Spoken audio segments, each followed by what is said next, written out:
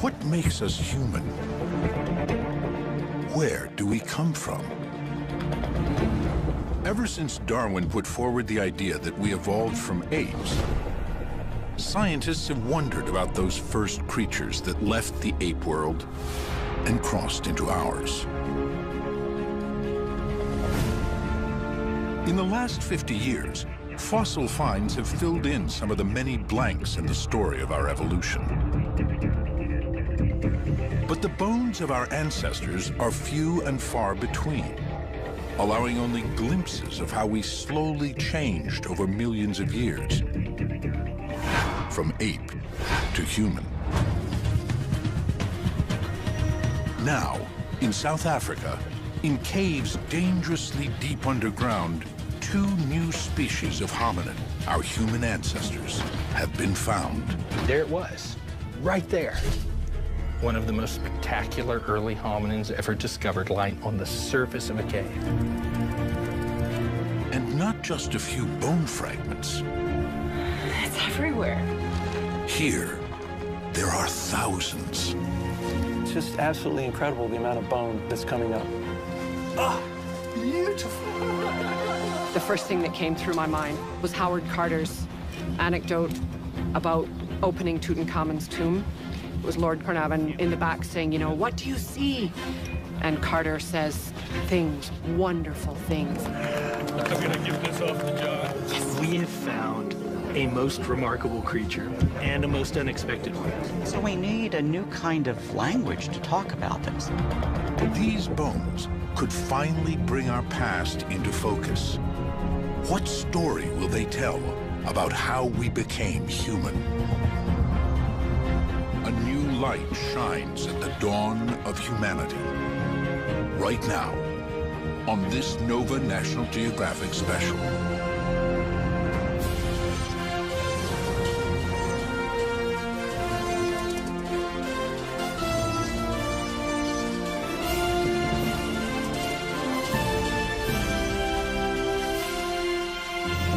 Major funding for NOVA is provided by the following.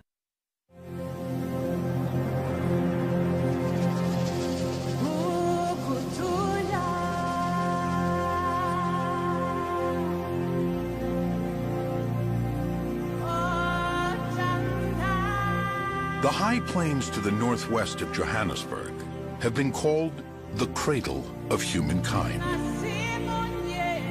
In the 1930s and 40s, fossil finds here gave us the first important glimpses of our earliest ancestors.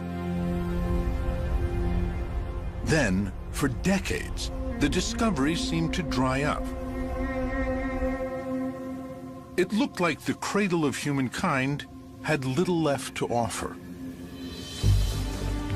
Go get him. Good luck. Happy hunting. But now, from deep caves in the cradle come 2 new discoveries that could reshape the understanding of our ancient past. What is it? It has teeth. It's so solid. There aren't just hundreds of bones. There are thousands of bones. I had never seen or dreamed of anything like the richness of this site. Bones that may end up illuminating a critical million-year period in our evolution that has long been a mystery. There's a big gap in the fossil record with only a few little fragments. The fossil record suggests that in that gap lies the dawn of humanity, the birth of the genus Homo. It's perhaps the least understood and most important episode in our evolution. Before it was the world of Australopithecus, an ape-like creature with a tiny brain. Lucy is the poster child for the Australopiths. She walked upright, but belonged to the world of the apes. If I were to see an Australopithecus at the end of a football field, I would probably call the zoo and say, hey, an ape has escaped. The upper part of the body in Australopithecus is in general very apish. Go down, look at the pelvis, very human-like. An Australopithecus is sort of like a bipedal ape. If you went back in time and saw them walking around the savannah, you would see animals that stood up and walked like we do, but they would have been smaller in body size. Their brains wouldn't have been as big, so their heads would have looked smaller. Their jaws and teeth were very large. The fossil record suggests that somewhere between 2 and 3 million years ago, these ape-like Australopiths evolved into the first recognizably human species, Homo erectus. They have big brains and small faces, adaptations for using tools. If I were to see, say, Homo erectus at the other end of a football field, I would probably call 911 and say, oh, there's a wild man here and, you know, somebody should put some clothes on him. So what went on in the transition from Australopithecus to Homo erectus? For years, the only species that filled that gap was a creature called Homo habilis. But so little of it has ever been found, the origins of the genus Homo have remained an enigma. The greatest mystery facing paleoanthropology today is to try to understand how, when, where the transition from Australopithecus to Homo occurred. And what we don't know is what happened between Australopithecus and early Homo. That's one of the big mysteries right now we're trying to solve. The prize would be to discover fossil remains that could tell us about that mysterious transition. And now, they may have found some. There you can see 2 foot bones in articulation. Emerging from ancient caves in South Africa are fossil finds of astonishing richness. And not just fragments, but virtually complete skeletons. In the very first block that we had a portion of the mandible, the lower jaw, and we had collarbone and one of the bones of the forearm. So that was really, really exciting. She's in there. We have a skull, we have a mandible, we have a complete scapula, we have a complete clavicle, we have a complete arm, a complete hand, and half of the pelvis, which we can, with reconstruction, make to a whole pelvis. Will these skeletons live up to their promise, offering us a new understanding of the dawn of humanity?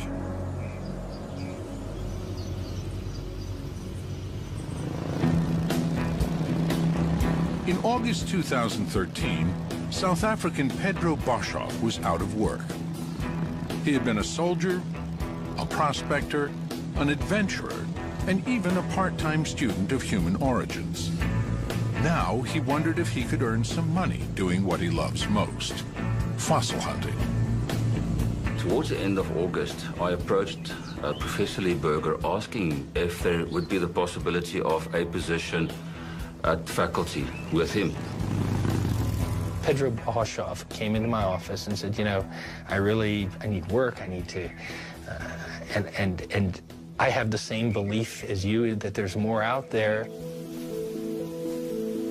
Lee Berger started exploring the area of South Africa known as the Cradle of Humankind in the early 1990s. After 18 years of searching, he had found only a few isolated fossils. That's not unusual in the field of paleoanthropology. These early human fossils are probably the rarest sought-after objects on Earth. We in paleoanthropology sit in one of the few fields that probably have more scientists studying objects than there are objects to study. In fact, the vast majority of people who do what I do will never find a single piece of one of these early humans. And if they do, it's going to be an isolated tooth. Probably 80 to 90% of our record are just little bits of isolated teeth.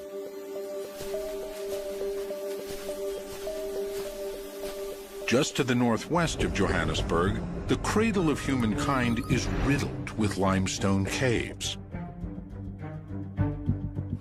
Some have already yielded fragmentary fossils of our remote ancestors.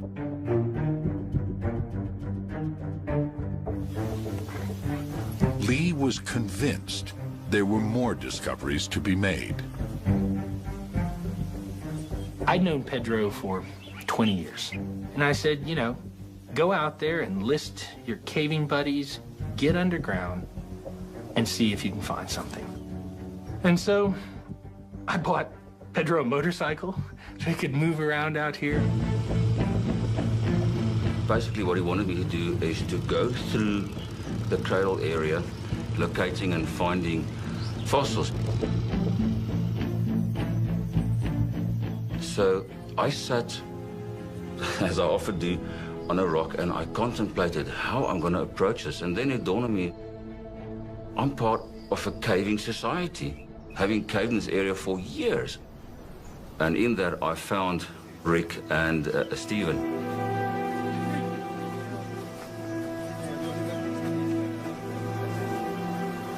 I asked them to systematically work their way through caves and holes towards the east of the cradle while I was busy working in the west. We often don't look in the places that are most familiar to us because we think we know them well. I call it backyard syndrome. And so I said, you know, start right under our noses. Go to the most well-known places. On September the 13th, 2013, Rick and Steve decided to look into a cave system they thought they knew well.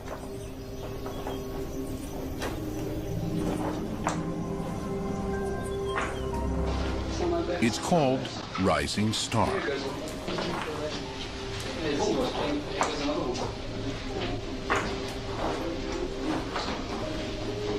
It's an amazing cave. It's got a bit of everything. There's tight squeezes, some great climbs, beautiful formations.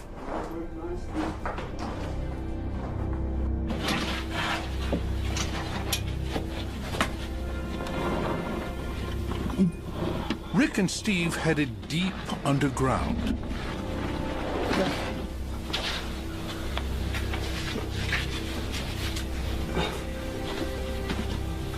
Wanted to show Rick a great climb in the cave called the Dragon's Back. We climbed up there. And in the process of taking some video of the formations at the top of it, Rick wanted to get past me. So I went down a small little crevice, basically so that Rick could crawl over me. I was just getting out of his way. And as I went into it, I noticed that there's still a little bit continuing down.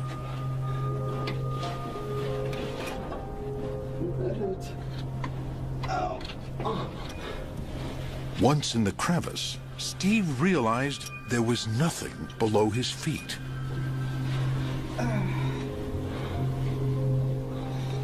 He squeezed himself further down.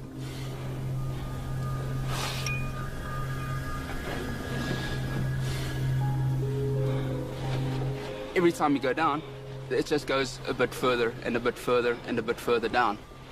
You squeeze your body in so that you don't slip, and you feel around for a grip.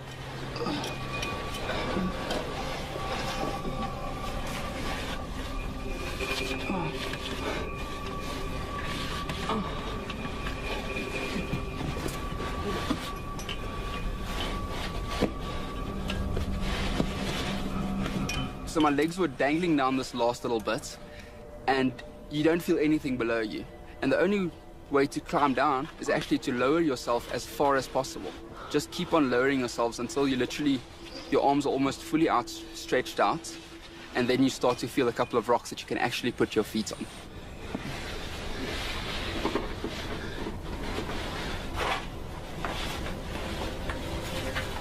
He emerged into a hidden chamber.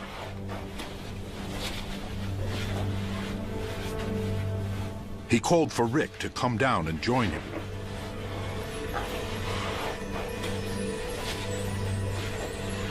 They could see massive rock formations above their heads. But the real discovery was beneath their feet. The floor of the cave was littered with small bones. We saw at first one bone lying around. We looked around a bit more, and, well, another bone.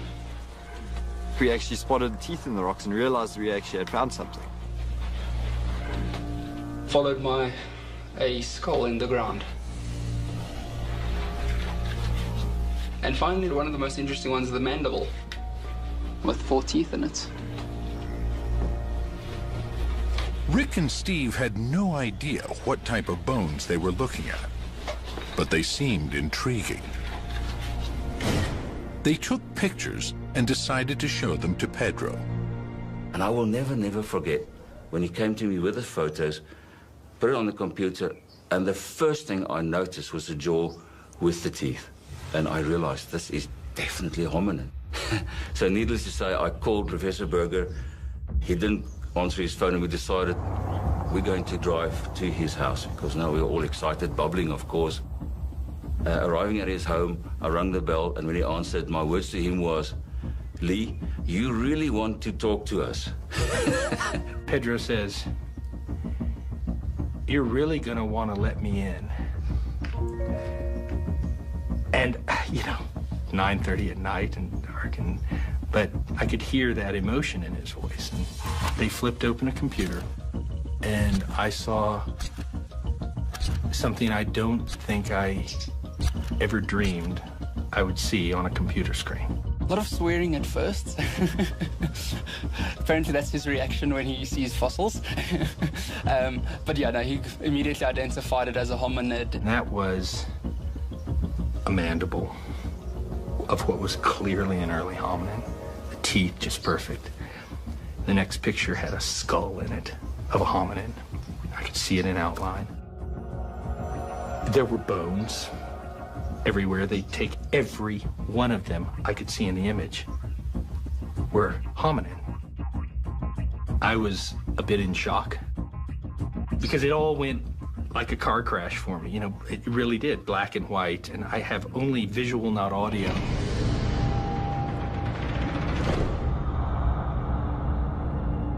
Hominins are all creatures in the human evolutionary line, including Australopiths, Homo erectus, and us.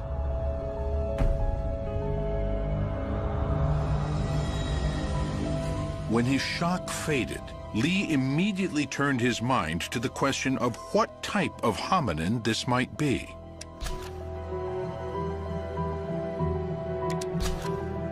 From what he could see, Lee thought it was a single individual. Probably one of those Australopiths that came on the scene some 4 million years ago.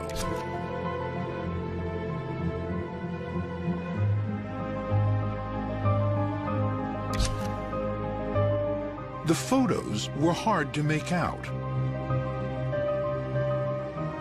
Lee wanted to know if the bones in the Rising Star Cave were similar to fossils he had discovered 5 years earlier. That was in a different cave just 10 miles away, also in the cradle of humankind. It was Lee's first big find. The story all began on August 1st, 2008, when I came into this valley following targets, which were these trees above my head that I could see on Google Earth. I walked up that old lime miner's trackway, which wasn't quite as clear as it is today, mostly overgrown. I came into this grove and found this little hole. The little valley was called Malapa. Lee thought he knew it well. It was a Friday. Lee's 9-year-old son, Matthew, and his dog, Tao, were with him. I stood at the edge of this pit and said, "Go find fossils." And with that, Matthew raced off into the bush here. I thought he was going to go chase giraffe or zebra or something like that with Tao in tow. And a minute and a half later, he shouted, "Dad, I found a fossil." Sitting right over by that lightning-struck tree, he had stopped and found a little rock. And I almost didn't go and look, because I knew he'd found an antelope fossil, because that's pretty much all we ever find. I saw a fossil. I didn't think it was hominid. I just thought it was an antelope because we find thousands of those, so. I started walking towards him, though, because I had to see what he found him 5 meters away. I realized that sticking out of that rock was a hominid clavicle. I couldn't believe it.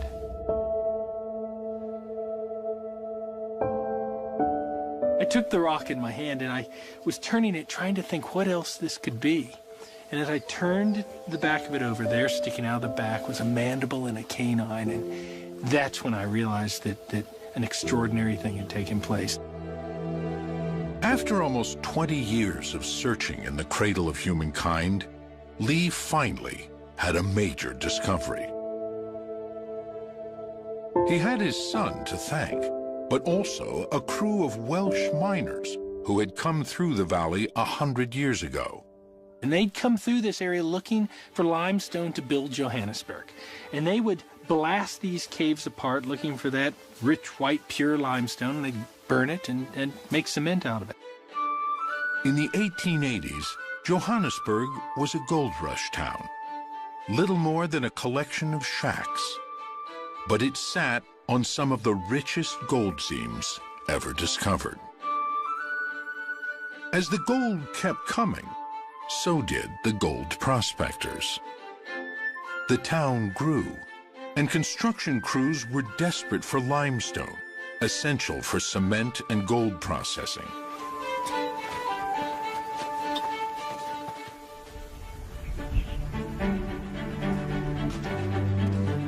Lime miners combed the high veld outside the town, looking for seams of limestone.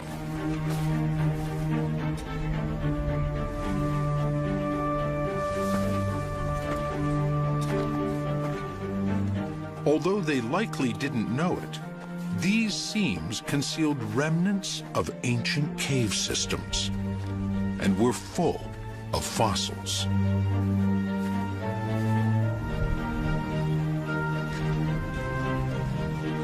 When they found the limestone seam at Malapa, they laid their charges as usual.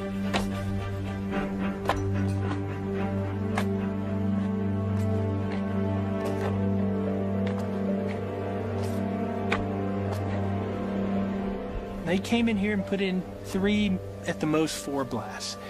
One right below me here, one over in the side, one over there that I can see.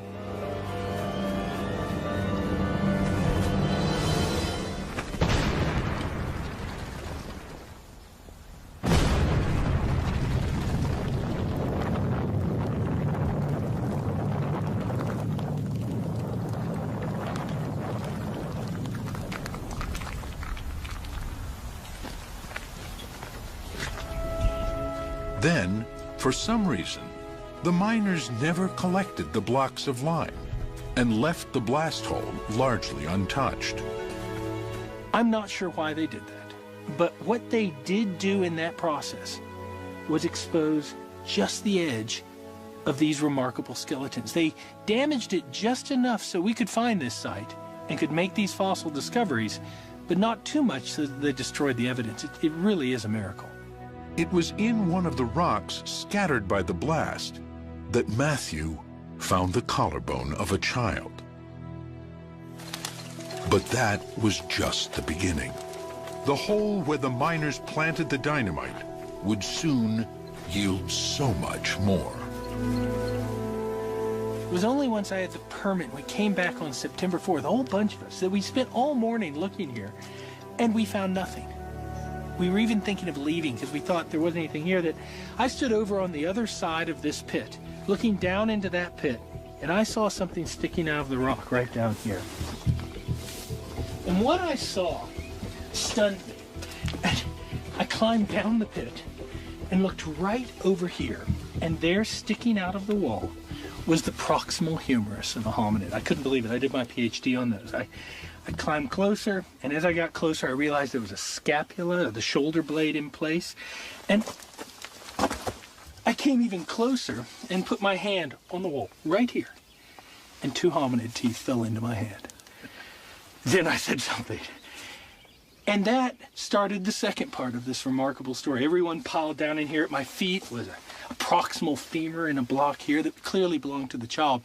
What was amazing was it never crossed my mind that this wasn't the child that Matthew had found. How could you find two skeletons at a site like this? What it would turn out to be, of course, was a second skeleton, the female skeleton. The child would be laying right here, just lying in position here, and it would turn out that there were other skeletons here. There's one sitting over there. There's a baby just above me here, and who knows how many are in front of me here. It really is a treasure trove of paleoanthropology. One by one, they took out blocks of stone they thought might have hominin fossils in them, remnants of our ancient human family. The blocks were all taken back to the University of the Witwatersrand.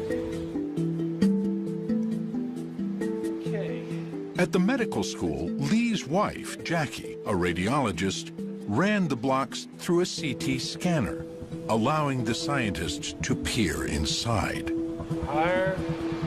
There you go. Okay, that's good. Yep.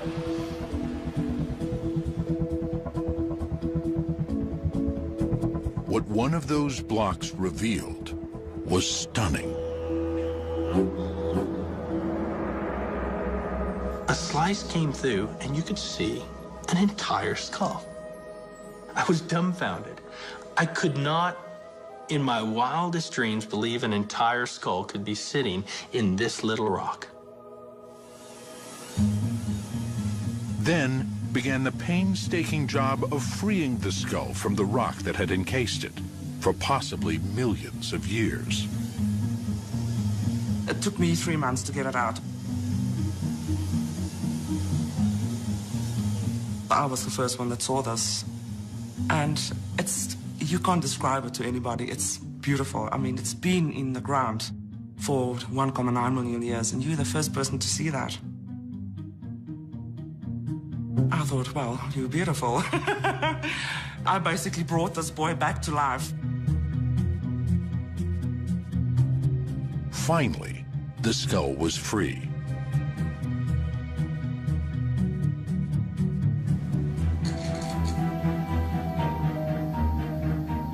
Its small brain and forward-projecting face made it clear that it was an Australopith.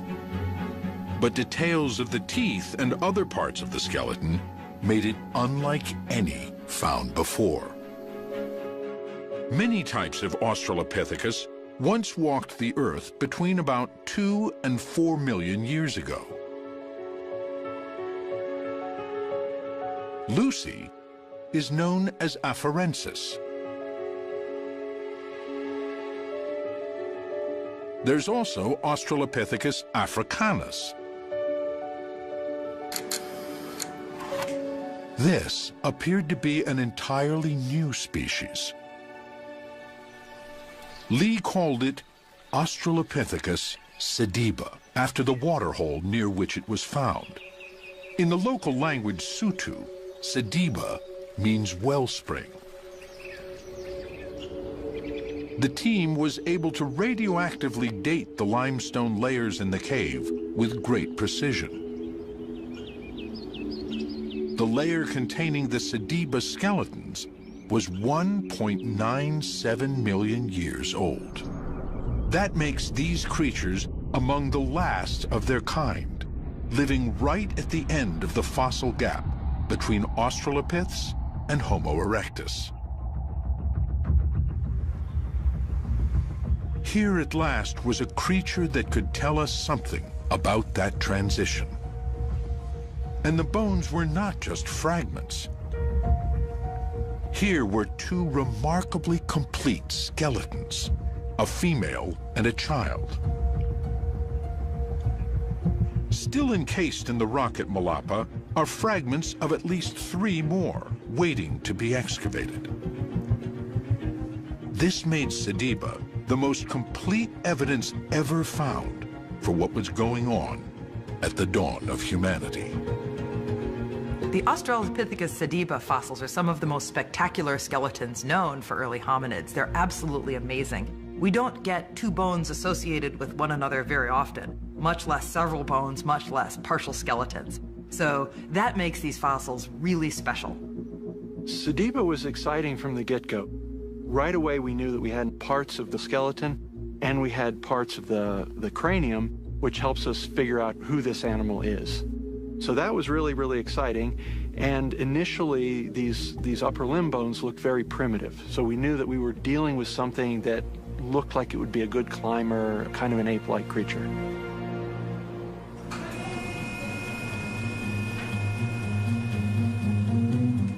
Peter Schmidt's job is to reconstruct Sediba's skeleton.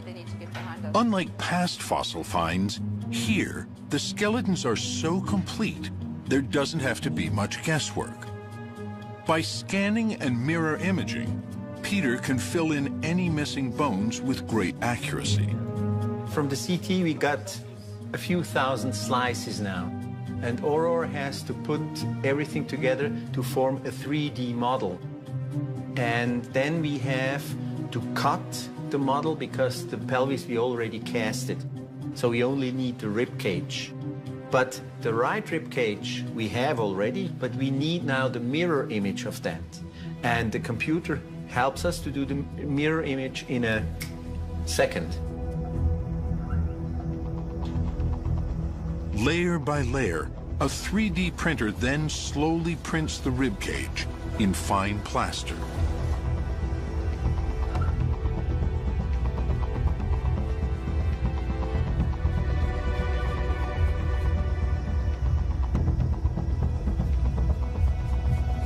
Ah, beautiful. Finally, Peter has assembled a complete skeleton. It's highly unusual. All Australopiths are a mix of ape and human, but Sediba has a unique mosaic of features scientists have never seen before in the same creature. The arm is very long, like in a chimpanzee, but the hand is with short fingers and a very long thumb, like a human hand, which was never found until now, because this is the most complete hand ever found in this period. Job Keeby, who was with Lee and Matthew when they discovered the skeletons, has been working on the Sediba hand. He's found an unusual combination of ape and human features here, too. What's special about Sediba's arm and hand is that we know Sediba has a very long arm, which is more chimp-like. But Sediba has a very human-like hand. For example, Sediba has a thumb which is longer relative to the other fingers, which indicates a human-like condition. Sediba's hand, with its opposable thumb and forefingers, is so human that it could have been a tool user. But since no tools were found, that remains only an intriguing possibility.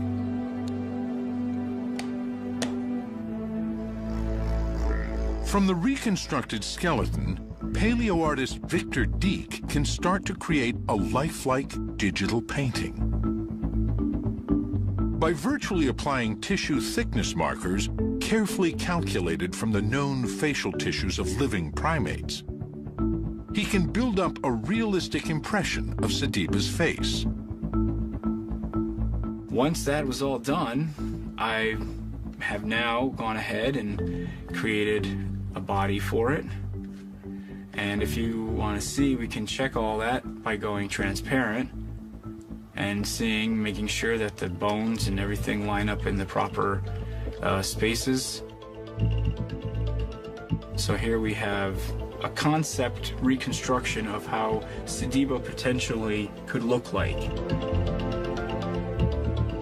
The step from there to a lifelike digital painting is a short one.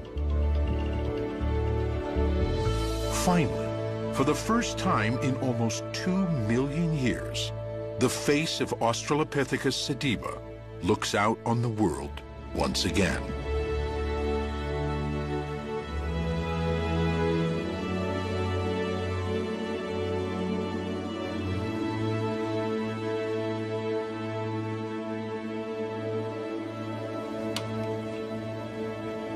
But the true revelations will come from the bones themselves. Because they are so well preserved, these fossils will give scientists unprecedented insights into the lives of these ancient creatures. Everything from what they ate to how they died. Such details might help explain the Australopith's transition into our genus, Homo.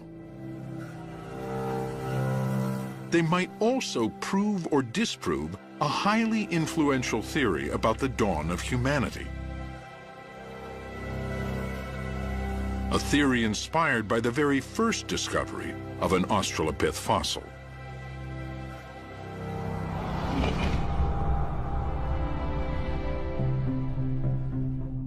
The year is 1924. Anatomist Raymond Dart teaches at the University of the Witwatersrand in Johannesburg. His hobby is fossil hunting. But he never imagines he will find a human ancestor. Nobody at the time believes we had evolved in Africa. Well, in the late 19th century, fossils were found in Europe with the Neanderthals. They were found in Asia with the earliest known examples of Homo erectus. No one really had a sense that anything interesting occurred in Africa. Darwin and Huxley predicted that our origins would be in Africa based on comparative anatomy. You know, they looked at the skeletons of chimps and gorillas, and they looked at ours, and they went, well, they're so close to us, and they're more close than anything else, so it must have been in Africa. And then the sort of second generation of evolutionary biologists shied away from that. They started to find fossils in Europe, they started to find fossils in Asia, and of course that tied in very nicely with sort of racist, imperialistic thoughts of the day. They couldn't abide the thought of it being in Africa. In late 1924, Raymond Dart receives a package. He sees it's from the mining town of Tong in South Africa's Northwest Province. And in that box is a fossil. And this is a game-changing fossil.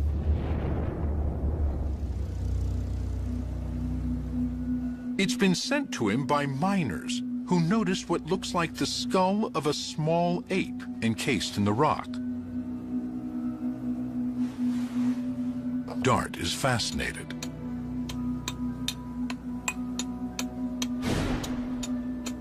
He begins the long, laborious process of revealing the mysterious skull. He can see that it is the skull of a child, but like no child he has ever seen before. It has ape-like characteristics, but also some very human ones. And so as he cleaned this fossil and he saw the hole on the bottom of the skull where the spinal cord enters the brain underneath, that he had something like a two-legged walker on his hands. And this he named Australopithecus africanus. And what that means is southern human of Africa. Dart rushed into print with his find. He claimed it was proof that we evolved in Africa, just as Darwin had predicted. He was unprepared for the firestorm his theory unleashed. The Tong child sparked an incredible revolution. Up to that point, everyone said, let's look to Europe for our ancestor. It was unthinkable that anything as important as the emergence of humans could have happened in Africa. Raymond Dart was a feisty guy, and when he was pushed back by the British intelligence here, he became faster, more aggressive in terms of his defending of his views. Most scientists disagreed with him. He really was seen as an outsider, but it absolutely set the ball rolling for one, paleoanthropology as a field in Africa, and two, vindication of what Darwin and Huxley had predicted with actual fossil evidence. It showed once and for all that our origins were in Africa and only in Africa. And that's huge. It totally changed the field. Dart was sure he had discovered the missing link between apes and humans. But it wasn't enough to know what they looked like. He wanted to know how they behaved. What sort of creatures were they? He understood that these great questions about our ancestors were also questions about ourselves. The reason we're interested in our own ancestry, I think, is the reason that you or I want to know who our parents were and who our grandparents were or great-grandparents were. Because somewhere in us we realize that there's a little bit of them in us. And so to understand the quirks of our own behavior and why we do things, if not just why we look the way we do, comes from that ancestry. Paleoanthropology is just that in deep time. We're looking way back.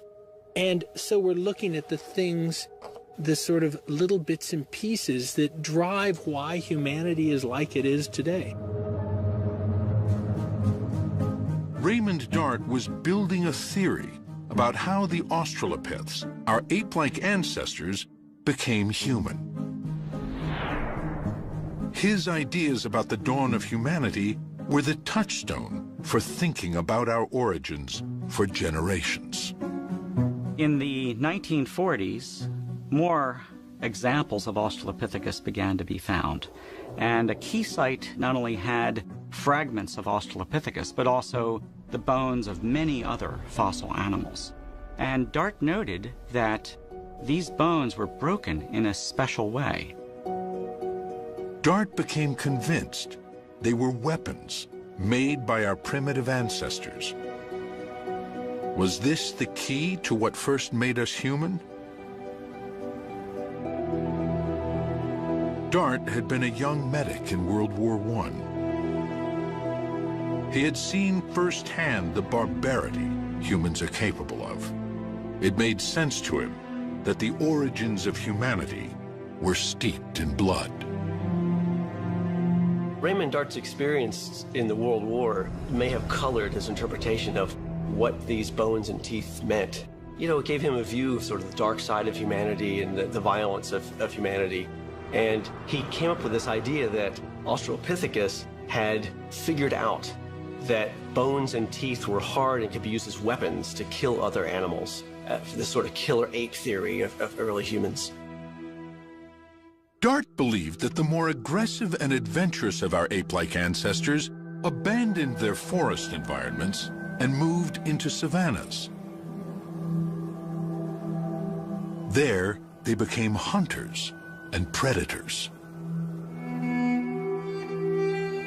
His theory that this violent transformation gave rise to humanity soon found an audience far beyond the small world of paleoanthropology.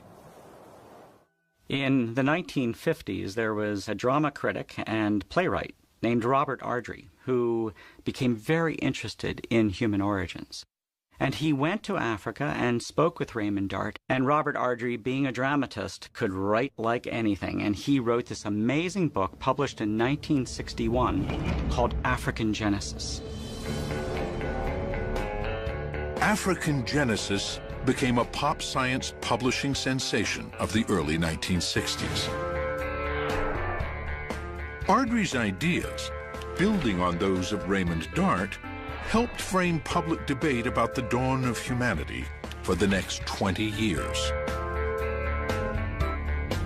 The very first sentence in that book, I remember it because I read it as a teenager and was enthralled by it. Not in innocence and not in Asia was mankind born. And in that one sentence, he encapsulated Raymond Dart's ideas, that it was an African genesis, and that where we came from was not from an innocent creature, but from the most violent of killer apes. One of Robert Ardrey's greatest fans was the filmmaker Stanley Kubrick. At the time, he was planning a film based on the science fiction novel 2001, A Space Odyssey. It was to be a meditation on human technology run wild. On a mission to Jupiter, the spacecraft's computer turns on the crew.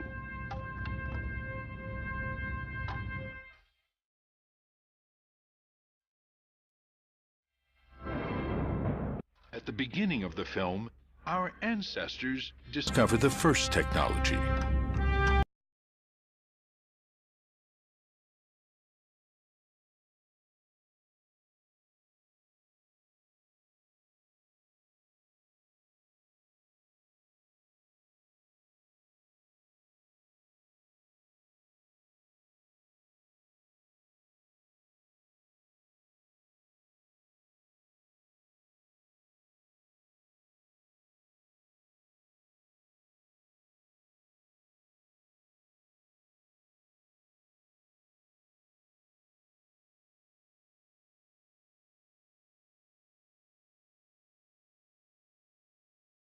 And so this sets up then for Kubrick the same conflict that Dart felt.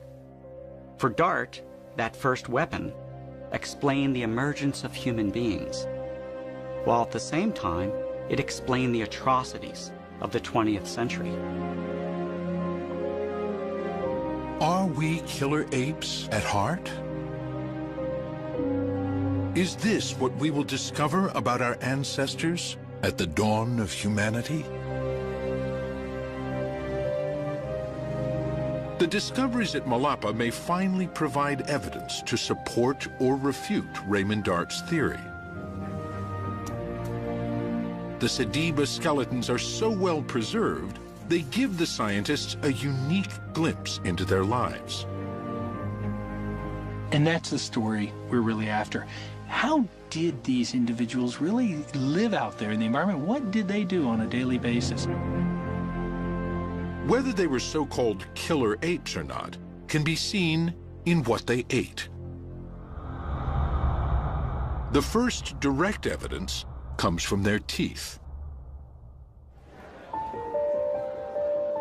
At the Max Planck Institute in Leipzig, Amanda Henry is analyzing calculus, or tartar, fossilized along with Sediba's teeth. Calculus is what happens when the bacteria in your mouth form a film on your teeth. So it's this very thick, layered, heavily mineralized material that forms around your gum line and on all sorts of surfaces of your teeth. And as it forms, it traps bacteria and proteins and remnants of your food inside. Just like the tartar dentists remove from our teeth, the calculus from Sediba's teeth provides a snapshot of what they were eating. So once I have the calculus here in this little powdered form, I'm going to dissolve it in a little bit of a weak acid. And then we're going to rinse that acid off, and hopefully what we'll be left with is microremains with this mineral matrix removed. And then we'll look at that under a microscope and see if we can identify what was in the calculus. Amanda can see what Sediba was eating when she discovers phytoliths, the microscopic remains of plants. Well, this is a phytolith that we recovered from the calculus of the Sediba individuals. And we have a couple of examples here, all from different plants that this individual ate. Here, at last, is evidence that will help support or disprove Dart's theory. Well, this is the first time that we've had direct evidence of the kinds of foods that any Australopith ate. We've had proxy information before, we've had sort of vague categories where the food's harder or tougher, but this is direct evidence. That's exciting. What Amanda can see trapped in Sediba's tartar are microscopic remains of many different plants. We have phytoliths from grasses. We have phytoliths from the bark or woody tissue of plants, and we have phytoliths possibly from fruits. So all the evidence suggests that the foods that this individual was eating were coming from closed forested regions. So eating fruits, maybe chewing on stems, eating the grasses that are growing in that area. The tooth evidence from Sediba indicates a diet very similar to today's chimpanzees. While they may have eaten some meat, there's little to back up Raymond Dart's theory that they were killer apes.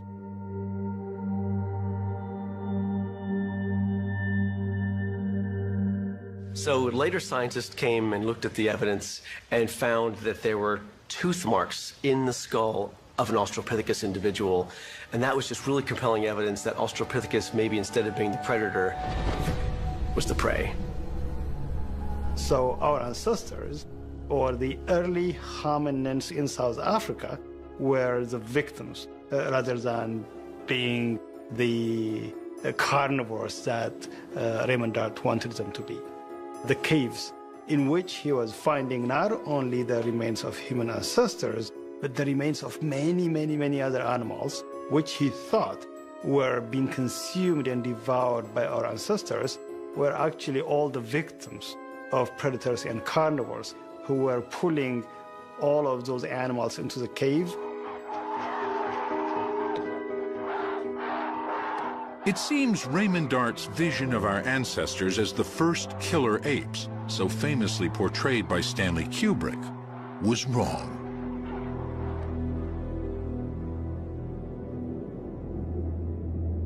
The Sediba's skeletons are so well preserved, they offer the team a chance to investigate not just the lives, but the deaths of these individuals.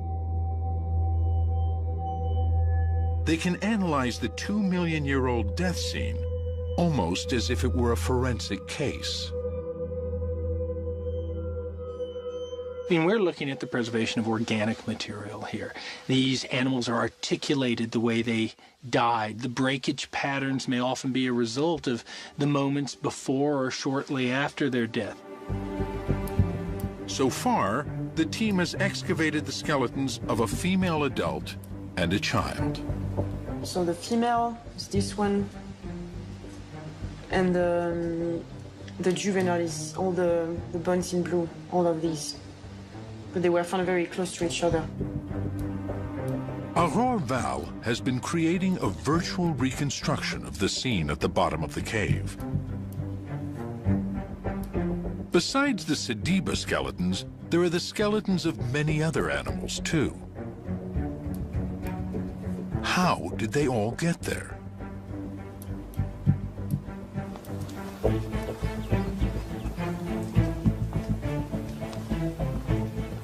Two million years ago, Malapa was a much deeper cave. Landscape erosion has reduced it to a small depression in the ground. But when Australopithecus sediba was around, it was a cave system about 90 feet deep. Imagine a vertical shaft going up. There's probably water dripping down, roots hanging down. Right here is the curled up body of the female. Lying right there is a child's body, the 13-year-old boy. There are other animals all being eaten by bugs and going through the usual process of decay. This reconstruction shows the Sediba death scene in great detail. Now, the team want to know how all these creatures died. Were they dragged in by predators, or did they fall? The man to answer that question is Patrick Randolph Quinney. He's an eminent forensic anthropologist, more accustomed to working on murder cases and mass graves. I'm involved in looking at homicides, involved in looking at the forensic identification process. So unknown remains, giving them back their identity and their name. That's what I do for a living. The skull of the child is the first piece of evidence. This is this fracture here. And it's a fracture that's actually separated part of the body of the jaw, and it runs up through the tooth. And basically, if you're in an impact, you jar your teeth together, and you create compression on the tooth row, and that provides force, or generates force, which goes down to the tooth roots. And what this has done is actually split part of the corpus apart. So it's actually damage consistent with, effectively, an impact on the jaw, and the energies come from the teeth out into the bone around it. And that only happens mechanically with fresh bone. So this individual was still functioning skeletally when this happened. The mandible fracture is a green fracture that happened when the bone was fresh, at or around death. It would be consistent with a fatal fall. The fractures to the forearms are even more telling. Then if you look at MH2, she's got a fracture that runs through the body of this joint, where it articulates in the elbow with the humerus, with the bone of the upper arm. There are also other fractures associated with the wrist in this portion of the ulna and this portion of the radius. And we've actually got fractures in the scaphoid and the trichettal bone in the wrist as well. And what this appears to indicate is that putting your hand out to stop yourself. This seems to be good evidence the individual was alive when she fell. The cave at Malapa was probably a death trap. Were they searching for water and lost their grip? Perhaps they were trying to escape in terror from some predator. Whatever the reason, they fell and died either immediately on impact or soon after.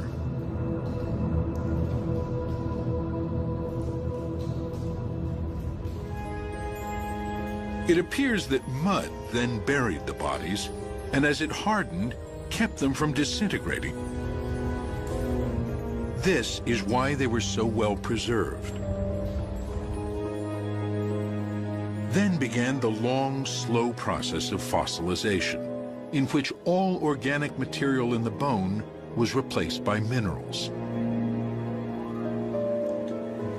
Today, the Sediba fossils are still yielding insights into the Australopith world of almost 2 million years ago.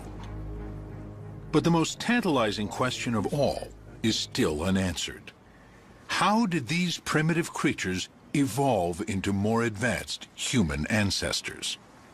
To find out, scientists need to find perhaps the most elusive fossils of all, the first members of our genus Homo. For decades, the only fossils that came close were the fragmentary remains of a creature called Homo habilis, handyman. In the early 1960s, fossils discovered from Olduvai Gorge in Tanzania by the Leakeys led to the definition of a new fossil species in our evolutionary tree, Homo habilis, handyman.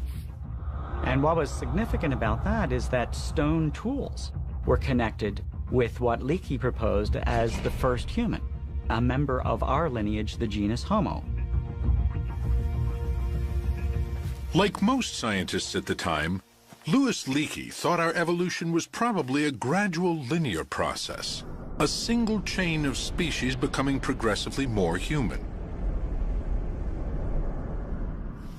He decided the key event that made our ancestors cross the threshold to humanity was not the invention of weapons, as Raymond Dart believed, but tools. Since Homo habilis seemed to be the first toolmaker, he declared it the first member of our genus, Homo. Here at last was the link between the ape world of the Australopiths and the human world of Homo erectus. So there was always this gap between Australopithecus and later members of the genus Homo, like Homo erectus and Neanderthals, and we didn't really know what species in that gap would have looked like. And then along in the 1960s, along comes Homo habilis, and it's slightly bigger brained, it's probably a bit more bipedal, and of course it had these stone tools associated with it. And it was argued very strongly to be a contender for early Homo, and it was instantly controversial, and it's still controversial to some people today. It's a bit of a mess. Because it became clear, probably in the 1990s and moving into the early 21st century, that Homo habilis, we really didn't know what that was. One of the main reasons for classifying it as human was that it was found with tools. But that is now looking less like a defining characteristic of the genus Homo. We now know that even the more primitive Australopiths had the capacity to use stone tools. Zariah Lemzeget, who discovered a 3 million-year-old Australopith called Dikika-child, has found what he believes to be evidence of stone tool use in the same period. If you were defining Homo habilis as a tool maker, tool user, then what do you make of it when you see that Australopithecus was doing the same thing? We know that there is rudimentary stone tool use, not stone tool, but stone use among living chimpanzees. The confusion surrounding Homo habilis has grown. It's been compounded by the fact that so little of it has ever been found. Colleagues have said, you know, if you had a shoebox, you could put all those fossils that might be early members of the genus Homo into it and still have room for a good pair of shoes. With so few fossils to go on, scientists had little they could say for sure about the first members of our genus, Homo. This was the situation when the two young cavers, Rick Hunter and Stephen Tucker, made their discoveries in the Rising Star Cave. When Lee saw the photos from the fossil chamber, he could only hope they would clear up the confusion. Was it another Sediba, or was it even Homo habilis? The only way to find out was to bring up the fossils. Lee knew there was no time to waste. I had to make a decision. And at about, just before 1 a.m., I decided that history would never forgive me if I did not act right then. Just 5 weeks later, the Rising Star excavation was beginning to take shape. Its planning had taken some ingenuity. Lee knew he would never be able to get down to the fossil chamber himself. In places, the chamber entrance was less than 7 inches wide. I put a call out on Facebook saying, I need skinny scientists who are not claustrophobic, who are cooperative, who can work together in a dangerous and difficult environment. And I need you available by the 1st of November. I saw Lee's Facebook post, actually, and on a whim, I applied for it, and the next thing I know, I got asked to interview, and from there, just things started happening really quickly. I saw a call that came out on Facebook from Lee that was looking for skinny scientists, skinny paleoanthropologists that weren't claustrophobic and that would be able to fit into a slot that was about 18 centimeters. And that was very intriguing. I didn't say what had been discovered. I didn't say anything about what I thought it was. They only knew it was me in South Africa, and it was clearly underground. I thought I'd get 3, 4, 5 applicants. I really did. I mean, how many people in the world could be qualified and fit that criteria? Within 10 days, I had 57 qualified applicants from all over the world, most of them women. One morning I woke up and there was a call for tiny, experienced archaeologists from Lee Berger, and I thought, that's me. I received the Facebook post via a friend who saw that it was an ad for a small archaeologist with caving and climbing experience, and she said, that's you. I'm almost finishing a PhD in physical anthropology, osteology, so this is my area. I'm an archaeologist, so I can study up quick on the paleo stuff. I'm a PhD candidate specializing in evolutionary biomechanics, so more on the paleoanthropological side of things. It really seemed perfect. In fact, when I read the call out to my husband, he said, well, they might as well have just written Marina is wanted over here. The Rising Star expedition was to be a new kind of paleoanthropology, tailor-made for the age of social media and the internet. I held Skype interviews, and I did a few things in that. the 11 people I'd shortlisted out of this spectacular list of applicants. Lee explained a little bit about how the cave was found and shared with us some video footage and the initial photographs that Steve and Rick took. And he told us about the conditions of traveling into the cave. So, you know, he wanted to make sure that we really knew what we were getting into. It was mysterious. It was very enticing for that reason, you know, sort of wondering what sort of circumstances they were that necessitated asking for small people with excellent paleontological skills. In the Skype interviews, I wanted to see these people face to face, but I also wanted to test some things. I needed to know that if I shut the cameras off, which I did for many of them, I wanted to hear if they could respond to me, because I had already designed by then this system of communication. I knew I was never going to, I will never set foot in that chamber. Then maybe a day after that, I was told I was a go. It was so fast, so fast. And sent off emails saying, congratulations, pack your bags, expect to be here in the first week of November. Then I got the email that said that I got it. And characteristically, I bust out crying. And just kept reloading my email to make sure, refreshing it, just like, really, it's really there, it's really there. And I screamed so loud. It was a very quick process. The ad went up and then the interviews happened the next week, and found out a day later that I was accepted to the project, and all of a sudden I was rearranging my schedule and waiting for the plane tickets and packing up and reading quickly of everything that I needed to know, and so it was fast and furious getting ready for this. My brain was just like a flurry. It was like an explosion of glitter and confetti.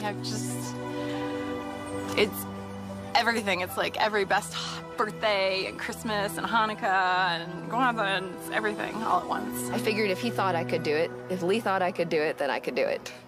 I had no illusions that this was going to be easy. Nothing like this had ever been done, certainly in the African context, I knew, and perhaps ever, anywhere.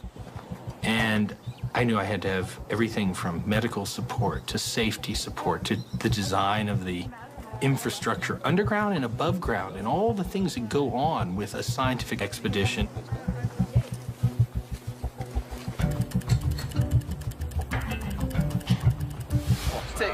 Yeah, let's get it back.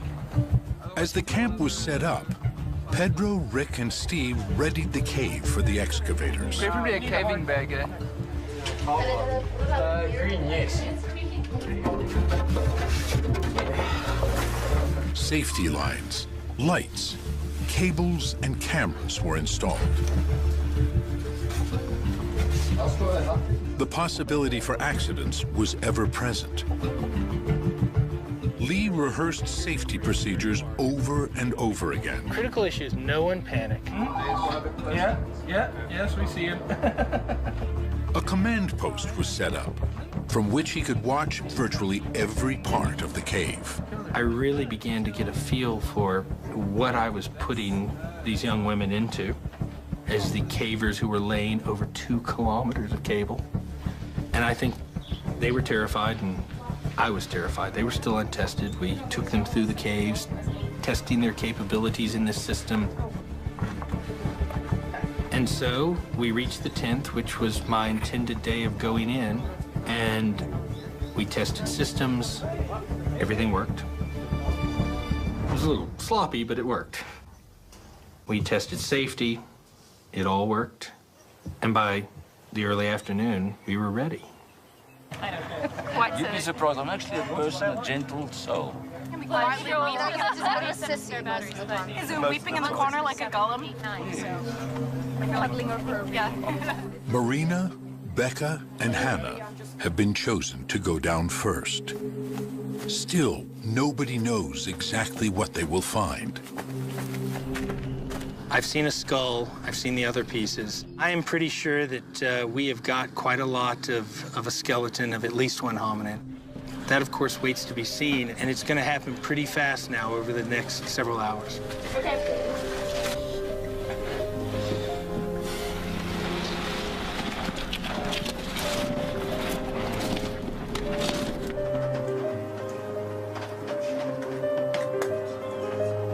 Anxiously watched by Lee and the team in the command post, Marina, Becca, and Hannah make their way deeper and deeper underground. The descent is difficult. And as I looked down, I thought, oh, you know, I don't know if I can do this. But then once I was committed to go down, it was actually much easier than I was dreading. Just trying to also slow it down a bit because I've got the GoPro running. It was just an amazing feeling to realize how far away you are from everyone up top in the command center, and to just fully realize what you're down there to do. I became a little bit overwhelmed, but then you also have to turn that off in some sense because you're only down there for a limited amount of time and you have a job to do, a very important job to do.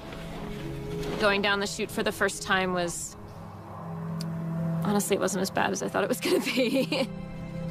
Then you come into a landing zone and there's a hallway to pass through. It's not really a squeeze, but it's a narrow passage to pass through, and then the chamber opens up again.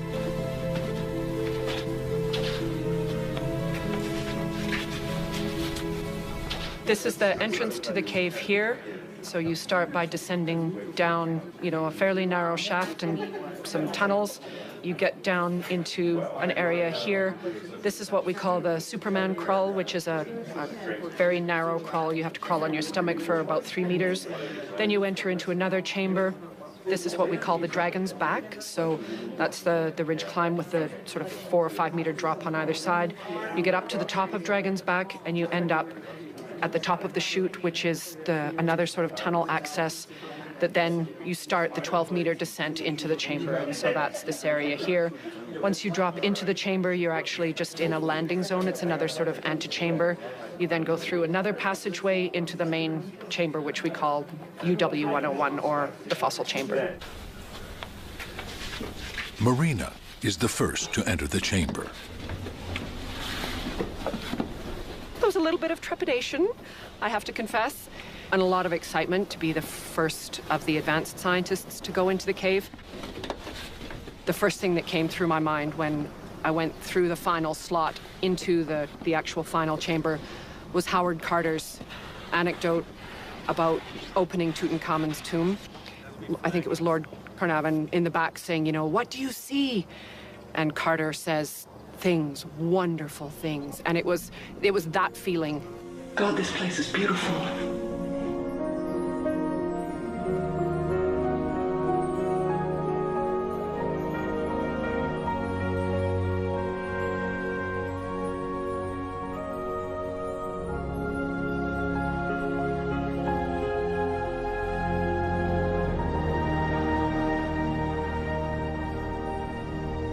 First of all, the cave is beautiful, just geologically beautiful. And then you look down, and there was just a sea of bone. And it was obviously just not regular bone. So, yeah, it was amazing. Amazing. And then I saw them enter this chamber. And we got the camera set up, and you could see their feet moving. And it was surreal. She's very careful.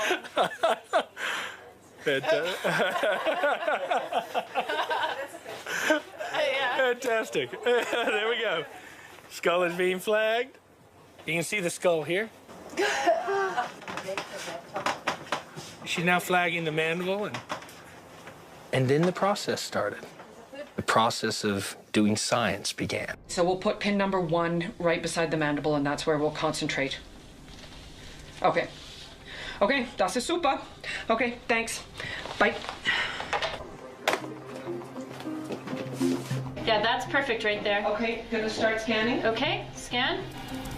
The first foray into the fossil chamber lasts only a few hours, enough time to start scanning and flagging bone fragments, as well as to test the safety systems. Okay, how did that go? Let's see. It's mapping right now. Finally, it's time to bring up the first precious fossil, the mandible. They're coming. Yeah, I see what looks like a mandible in the middle there, on the right. That looks fantastic.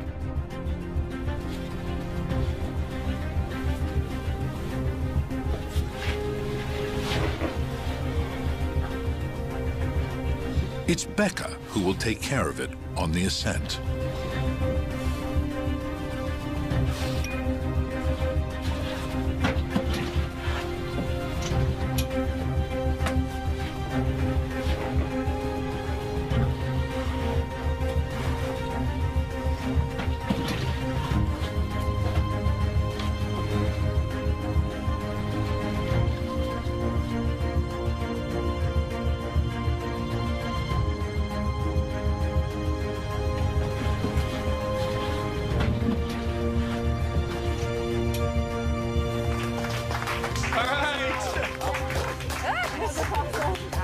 You got the fossil, huh? Yes, we have the fossil.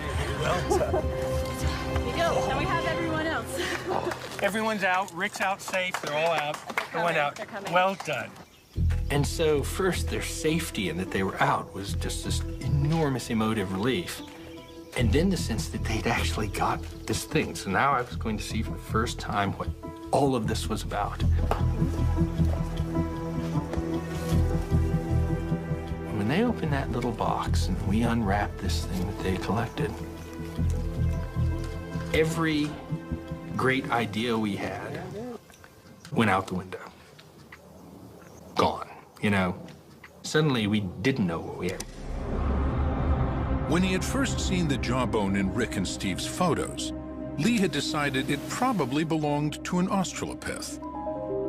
One of the most striking characteristics of an Australopith's face is its large ape-like jaws and teeth.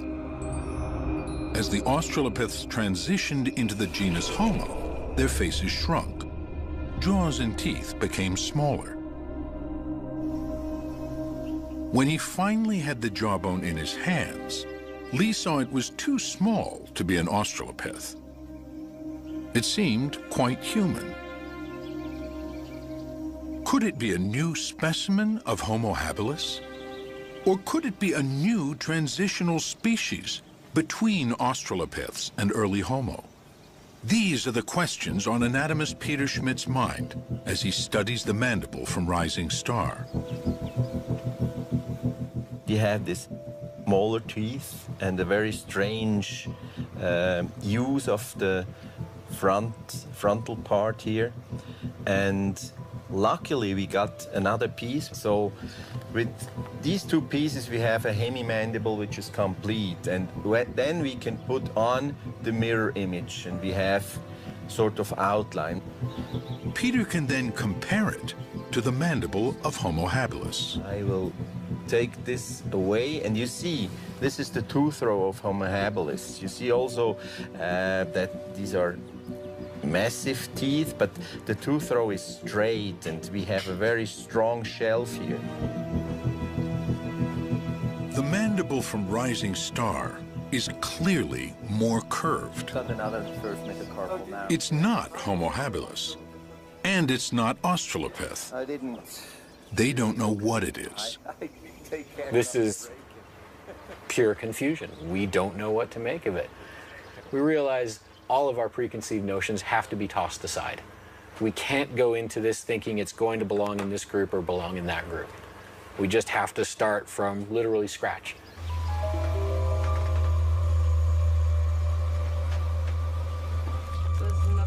The team hopes that as more fossils emerge from the cave, the confusion will clear up. It's so solid. There is reason to be optimistic. Each descent reveals more bones. Where once they thought there might be one individual, they now see evidence of a whole lot more. It was probably a couple hours into the first day when we realized it also wasn't one skeleton. Another femur. Femur land. I remember right, it started with a second femur from the same size. And since there's never been a three-legged hominin, we knew there were two. And then there were three. I think it was by day 2 there were 4. And we realized we were in something very, very, very, very special. All right, good luck with that, Becca. We can't wait to see you. You've got something we want to see. Every time the scientists in the cave remove a piece of bone, they find more bones beneath it. It's everywhere. I mean, it's all strewn all throughout. Not just the chamber, but the passages leading to it are littered with bone fragments. Oh. At the landing zone where they stop, I get a call on the intercom. We found another tooth. It was just sitting there. I was trying to find a nice place to sit, and there it is. It just caught my eye. Rick was sitting there as a safety caver, waiting, and he kicked the dirt, and hominids fell out. You have to pass me up some flags. Do you have enough flags? By the afternoon of day 14 in the expedition, we were overwhelmed. I'd started with one safe to hold one skeleton. Day 3, we had 2 safes. Day 4, we had 3 safes. Day 6, my people were going, we need more safes. Woohoo! Tooth und more. I don't know whether you should hug me for someone finding something in the other spot. Oh, yeah. By day 14, as we would get fossil after fossil, we were getting 40, 50, 60, 70 elements a day. All that was flashing through my mind as I was doing that was that famous scene in Jaws where Roy Scheider is chumming. They haven't yet seen the shark. And he's sitting there chumming, and all of a sudden this gigantic shark appears. And he goes, we're gonna need a bigger boat. We're gonna need a bigger safe. It's extraordinary. Another one. I think this year at Christmas, I'm just gonna hang one of these instead of a stocking.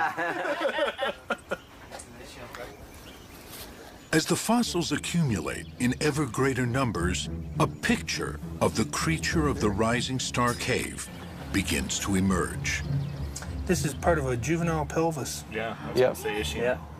That is the issue. Thigh and hip bones tell them it was an upright walking biped, but its gait was primitive.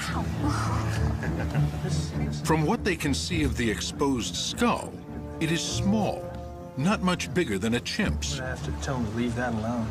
But the teeth and jaws seem more advanced, Homo-like. Yes, that is the The team's excitement grows. It's beginning to look as if they have found another species from the dawn of humanity. But on which side of the Australopith-Homo divide will it fall? One of the key fossils that will tell them that is the skull. They are saving that until last. Distance is perfect, and I can see marker 2. Record? Recording. In the meantime, another extraordinary fact is becoming evident. There are no other animals in the cave. All the fossils are human ancestors. This is unheard of. It was pretty surprising that something completely normal to every other excavation I've ever been in on the continent of Africa, everyone I've ever heard of on the continent of Africa, wasn't happening here. We weren't getting anything else other than hominins. When early hominins are discovered in caves, they're always found along with the bones of other animals that have either wandered in and died or been dragged there by predators. They're mixed with antelopes, generally in huge abundance. Then you get, depending on the circumstance, some carnivores and other bits and pieces and rodents and the stuff that accumulates when things die and are eaten and are dragged into caves. Apart from the bones of a solitary owl, there's not a single other animal in the Rising Star Chamber, only hominins. So how did these creatures get in there?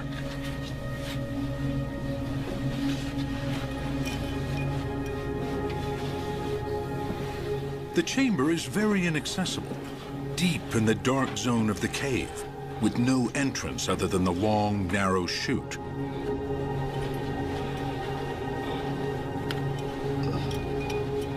The team believes it likely was just as inaccessible 2 million years ago.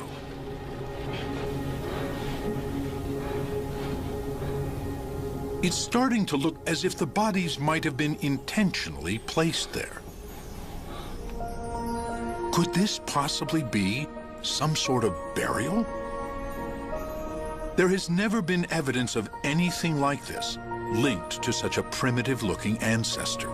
So we got that looming in front of us and don't have an answer to it. Until now, the earliest known burials are from about 100,000 years ago and a much more advanced form of early human. The team doesn't have a date yet for the fossils of Rising Star, but it seems unthinkable that such a primitive-looking creature could be disposing of its dead. But that's what it looks like. And the age ranges of the individuals are very similar to what archaeologists find in cemeteries. At the early stages of this expedition, they look like a cemetery population. Very young individuals and very old individuals, and nothing in the middle so far. Doesn't mean we're not going to find middles, but that's what you see in a cemetery when you dig it up. Right now, it looks a lot like that. Will it hold out to be that? That will be a mystery I want to see solved. And we're left with this conundrum of, you know, is what we're looking at, you almost don't want to say it out loud. It's a mystery with profound implications, but one that will require further analysis before anyone is willing to back it wholeheartedly.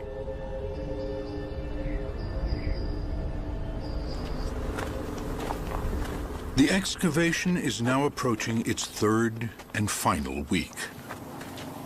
Wow. Perhaps the most important bone has been left until near the end: the skull. Its shape and the size of its brow ridges will be crucial in telling them whether the creature of Rising Star is Australopith or Homo, human. We're gonna go ahead and bite the bullet and take that skull out, okay? Yes, good. If only because it gets it out of the way. Yes, I know. It's like...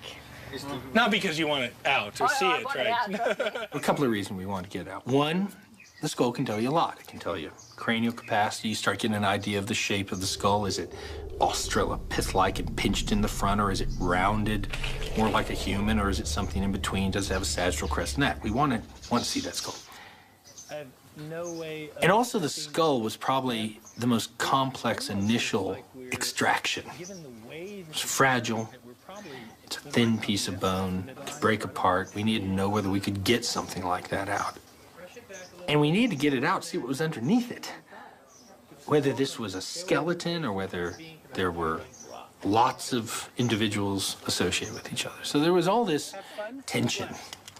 And it was a lot harder to extract than we thought.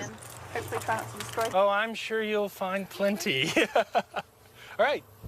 Stage on in after her. Good luck, everyone. Have a blast, huh? Thank you, will do. All right. Let's get you something here. Go get them. Good luck. Happy hunting. Thank you. Enjoy topside.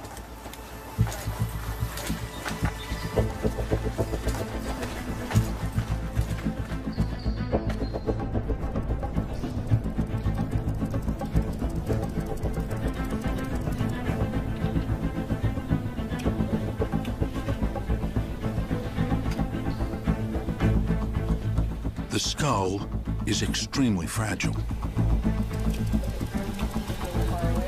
The team carefully scans the area immediately around it. And then, I guess that's it. How big? Yeah, those are perfect. Then, they begin the laborious process of removing every tiny fragment of bone surrounding the skull. Oh, we've got medium packs now. Yeah. Finally, they delicately scrape away the dirt to release it. So, we're done for the season.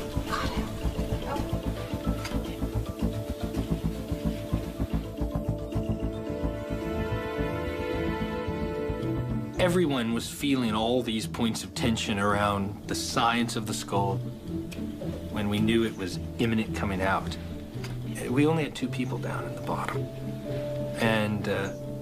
And they were working on it, Becca and Marina, and working and working and working, and finally, we kept trying to call them out, and they wouldn't come out because they knew they were that close to the extraction, and eventually it did come out. That's it.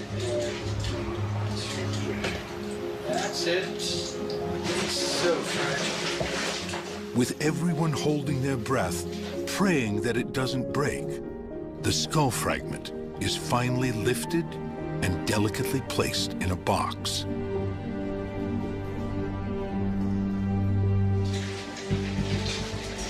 That's it.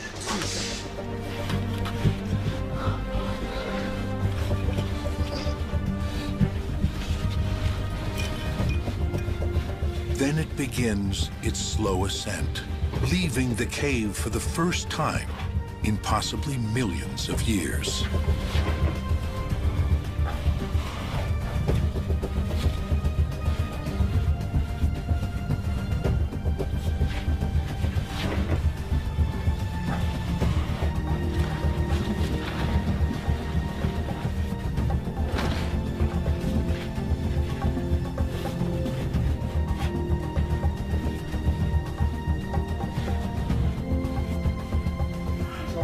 Yeah, that's right. He's holding the box, so he can't do this. He's got to be much more careful than that. Yeah.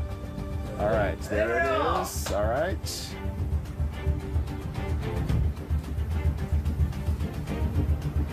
How fantastic. Wow. And all of those scientists piled back in, all of the people who spent so much time and so much energy coming to this moment went back in there. And they lined up in the most difficult places, up the dragon back to basement, where they knew there was a risk that it could get damaged. If dropped, it could get destroyed. And this huge team effort occurred as they handed this off from one to the other, as it moved its way from this dark recess where it's been for however long it's been, to the entrance of the cave, where those of us not privileged enough to be able to get into this system had to wait with huge tension, watching this passage on the cameras until there it was. There we go, folks. Let's go get him. Great moment.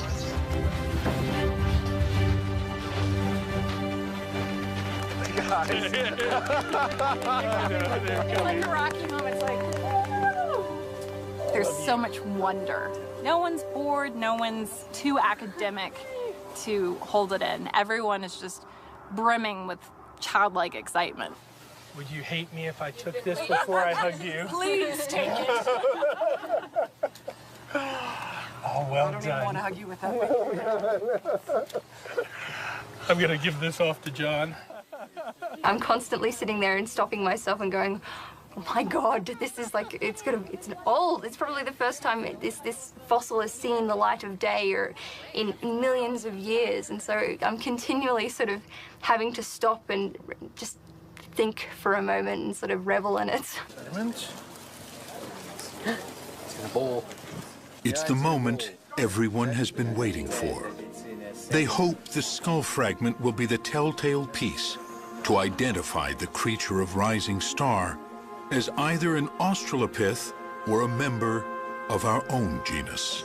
Looking at a left frontal. So it's this part, the orbit, and then part of the brain case just behind the orbit. And that is a very important piece.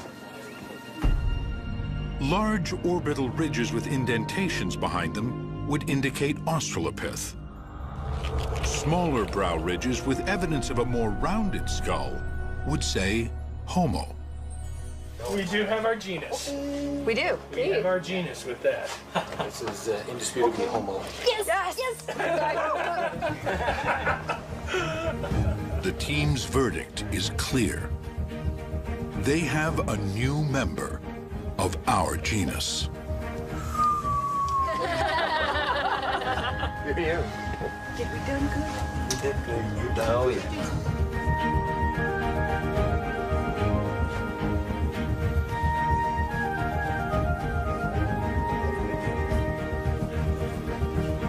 Now the question is, what can it tell them about the mysterious dawn of humanity?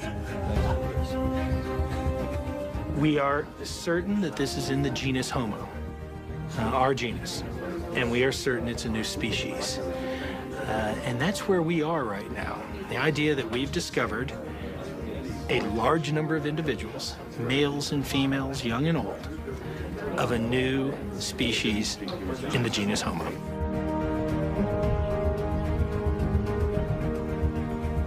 In the next phase, they'll have to piece together and analyze the rest of the fossil remains. Already they have almost 2,000 bone fragments from more than 12 individuals. The rising star discovery is one of the most startling and amazing discoveries in all of hominid evolution. To have that many fossils in one place is unprecedented and took everybody by surprise. The excavation was planned as a 3-week operation. As it nears its end, the scientists know they will have barely scratched the surface of what Rising Star has to offer. I had never seen or dreamed of anything like the richness of this site. There aren't just hundreds of bones. There are thousands of bones. It's clear. You can't blow on the ground and it doesn't uncover another one. They can't gently brush their hand across it and teeth and long bones don't fall out, usually of another individual. This is going to take a long, long, long time. As everybody goes home, the Rising Star fossils are carefully transported to the University of the Witwatersrand. It was here, 90 years ago, that Raymond Dart sparked a firestorm by declaring that the dawn of humanity was in Africa. It seems fitting that it is here, too, that the mysterious early humans of Rising Star will begin to tell their story. At a symposium 6 months after the excavation, researchers meet for an intensive analysis of the fossil material. They're in the analytical phase here. They're in the diagnostic phase. And it's been an experiment in, working together with bringing together some of the brightest minds on the planet with some of the most current data sets to analyze over 1,700 fossil hominin remains that we recovered only last November. And it's been fantastic to watch. I mean, it's this constant energy of science, and you can almost feel it in the room right now. We are total nerds. It's nerd heaven here, but it is an extraordinary experience. There's never been anything like this before in the field of hominin paleontology, to get a group of young, talented scholars together to bring their new techniques and their fresh outlooks on the record to newly discovered fossil hominin remains. This certainly never happened when I was a PhD student, and I would have died to have done this.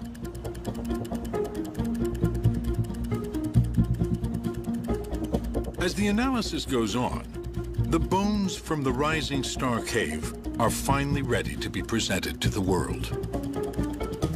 We've got a new species of early human in the genus Homo, and that's tremendously exciting. We've never had anything in that transition period between the late Australopiths and the earliest members of our genus in any kind of abundance, and boy, we have it in abundance now.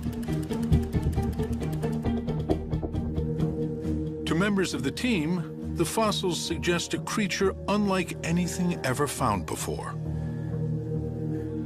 We're looking at creatures that are human-like in their feet, human-like in their hands, human-like in their teeth. Everything that interacts directly with the environment is Homo. And everything that's sort of central, the trunk, the architecture of the vertebral column, the brain, those sorts of things are more primitive. It's like evolution is crafting us from the outside in. We've called the species Homo naledi. Naledi means star in Sotho, and we've called the chamber that the fossils come from, that still has fantastic fossils be found, the Dinaledi chamber, which means the chamber of stars. Homo naledi is a strange mosaic of ape and human. small-brained and small-bodied, with chimp-like arms, but with human hands, teeth, small brows, and long legs. Probably a long-distance walker. Naledi is a surprise in very many ways. It's got an incredibly tiny brain, a brain that's more than a third as small as a modern human's brain is. Yet it's clear when you look at the cranial shape, the dentition, the legs, particularly the feet and even the hands, that this thing is part of our genus. Here are creatures on the cusp of becoming human, but still very close to the Australopith world. It makes the question of how they got into the cave even more intriguing. It looks like they got in there because somebody put them there. Now, if we say that, you have to understand that's a very controversial thing to say. And so we approach it very conservatively. We can show that there's no signs of predation.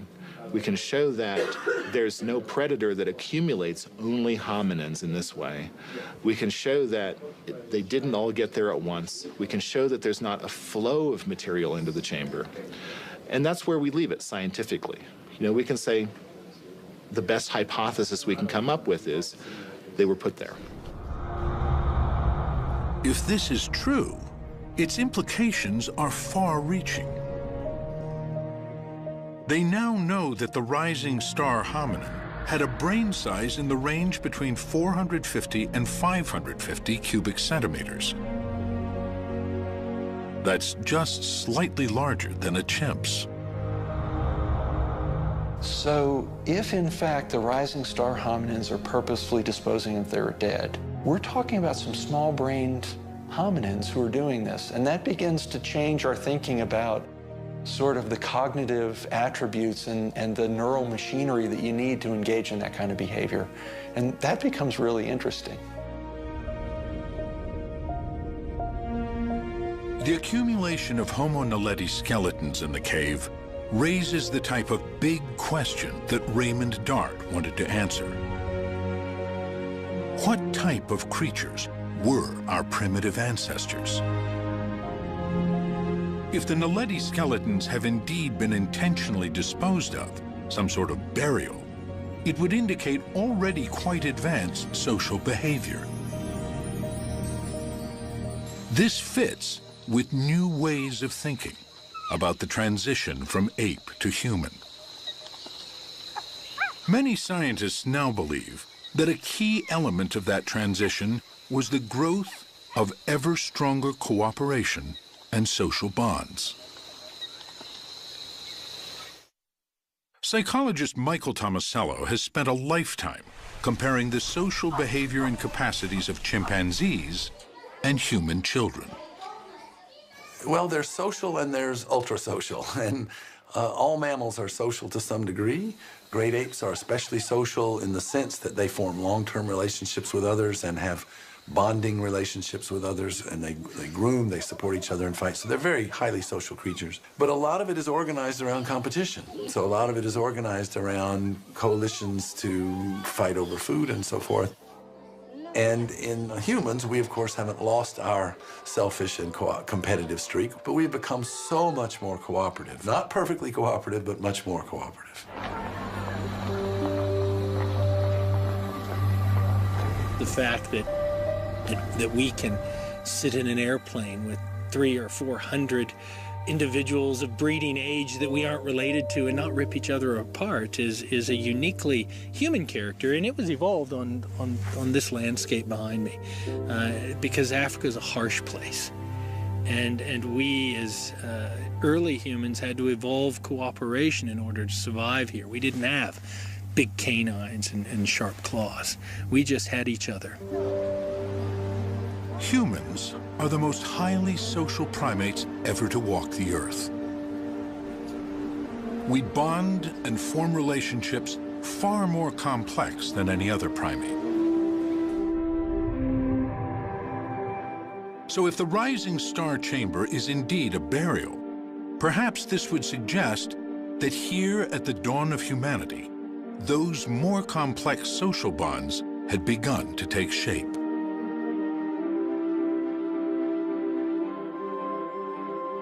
This possibility will generate fierce debate as other scientists weigh in.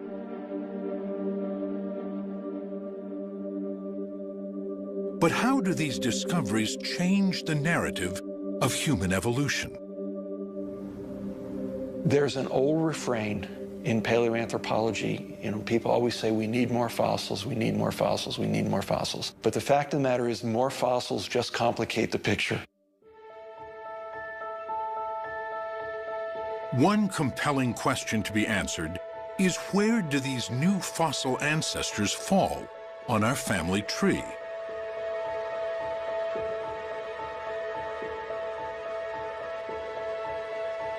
Dating the fossils is proving to be difficult and complex. It will take time. The thing that's hard about it is we don't know how old those fossils are. And we can tell what they look like because we have so many of them. But if they're 3,000 years old, or if they're 3 million years old, it's going to mean a very different thing for how it changes our understanding of human evolution.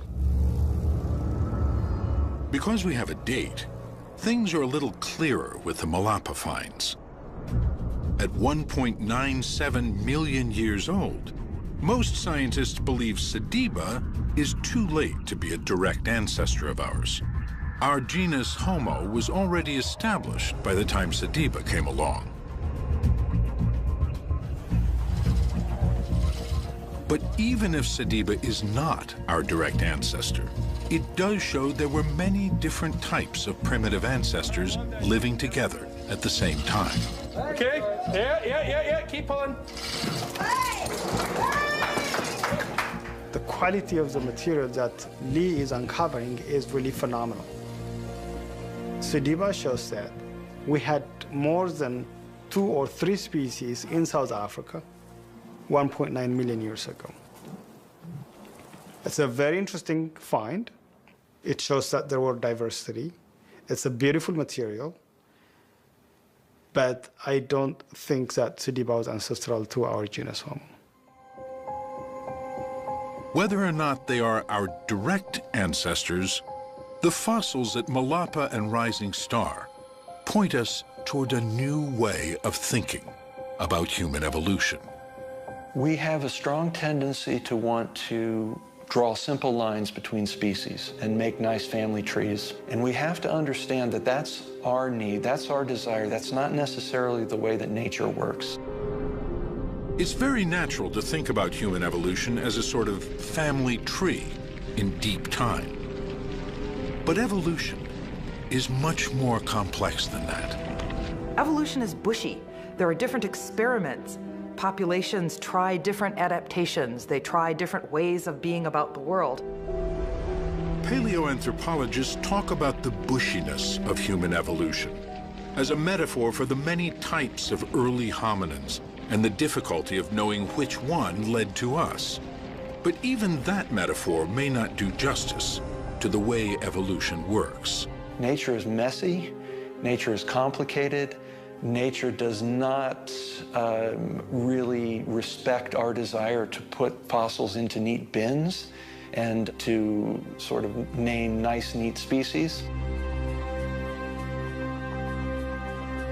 Both Sediba and Naledi have a mosaic of Australopith and Homo features. They seem to show that at the dawn of humanity, there were multiple evolutionary experiments with small-bodied, small-brained, upright walking apes.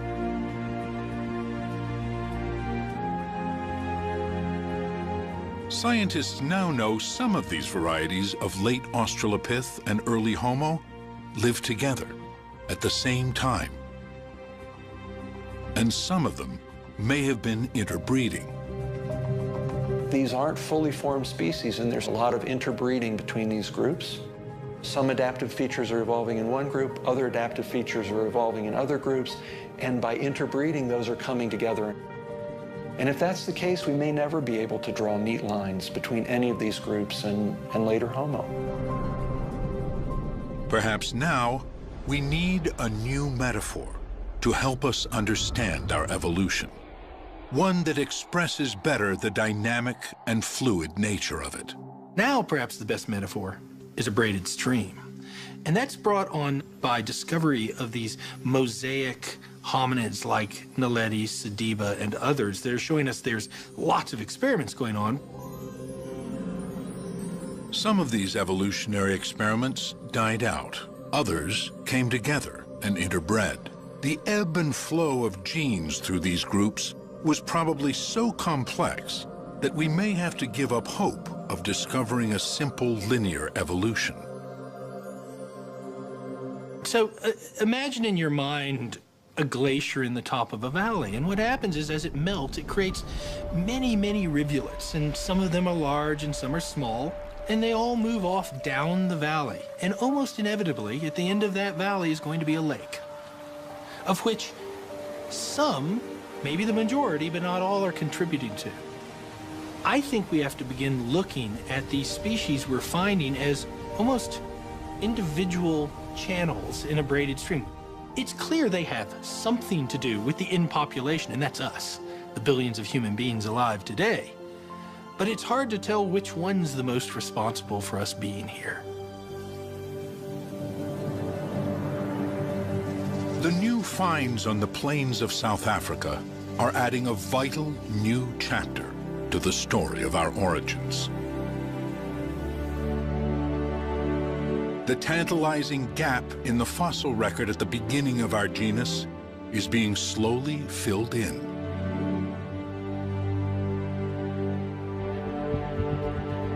Finally, there is light at the dawn of humanity.